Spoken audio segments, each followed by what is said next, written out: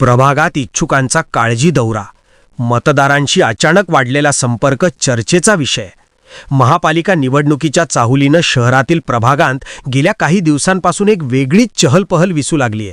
पांढरा शुभ्र स्टार्च केलेला शर्ट, मागे 2-3 कार्यकर्त्यांची फौज, तर सोबत रील्स बनवणारा एखादा युवक, असा लवाजमा घेऊन अनेक इच्छुक उमेदवार नागरिकांची विचारपूस करताना दिसत आहेत। दादा बरे आहेत ना, मावशी काही अडचण असेल तर सांगा, अशा काळजीपूर्वक प्रश्नांनी इच्छुकांनी मतदारांत आपुलकी निर्माण करण्याचा प्रयत्न सुरू केलाय। गेली 5 वर्षे कधीच परिसरात न दिसणारे काही नेते आता मात्र पहाटेपासूनच भागात फेरफटका मारताना दिसतायत। महापालिकेची कामे असतानाही ती आपणच केली असल्याची छाप पाडण्यासाठी काही जण प्रयत्नशील आहेत। प्रभागात तातडीनं करावयाची किरकोळ कामे स्वखर्चातून करून घेत असल्याची उदाहरणंही समोर येत आहेत। अगदी यापूर्वी कुणाच्या घरचे सुतक, लग्न समारंभ, बारसे, वास्तुशांती, कधीही न दिसणारे हेच इच्छुक आता ठिकठिकाणी हजेरी लावत आहेत।